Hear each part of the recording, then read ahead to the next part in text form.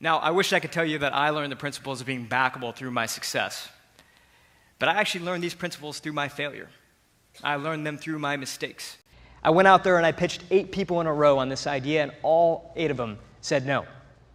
Well, one of them said maybe, and then he said no. And so I'm sitting in my apartment, I'm trying to figure out what to do, when all of a sudden, I receive a phone call from an organizer of a conference called FailCon, which literally stands for Failure Conference. Now, I already feel like a failure at this point, and this truly was my kick me while I'm down moment, because I feel like a failure, and someone calls me and says, hey, I'm organizing a conference on failure, and I would love for you to be the keynote speaker. And to make matters worse, the New York Times was in the audience, writing a big story on failure, and they decide to use my photo as the cover of this article.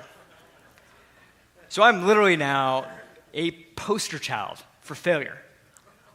I remember having a conversation with my wife. I told her, I was like, I feel like a failure. And she's like, you're not a failure. And I pull out this article. I said, nope, it says right here in New York Times.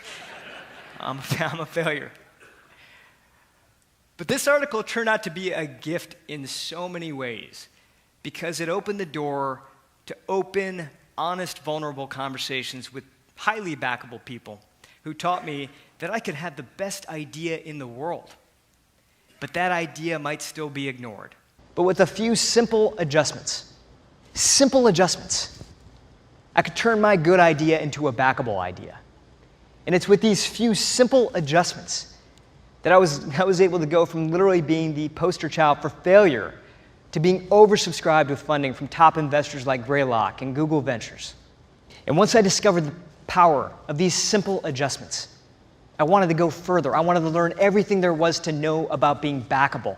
And so I started traveling the world, meeting with backers everywhere. And not just people looking to invest in startups, decision makers at places like the Pentagon, creative executives at places like Pixar and Lego and Method, producers of Oscar-nominated films. I even started to write a book on Backable. Because look, Backable isn't just for founders who are looking for funding.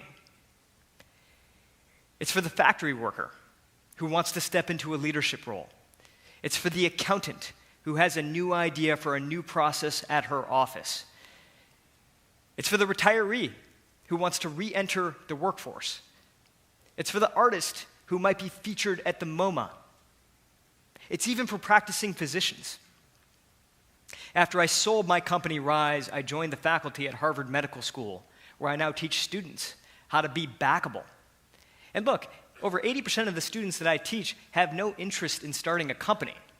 They want to practice medicine. That's their calling. But they have ideas on how to do it better. They have ideas on how to lower the risk of a dangerous surgery. They have ideas on how doctors and nurses can collaborate better to improve patient outcomes.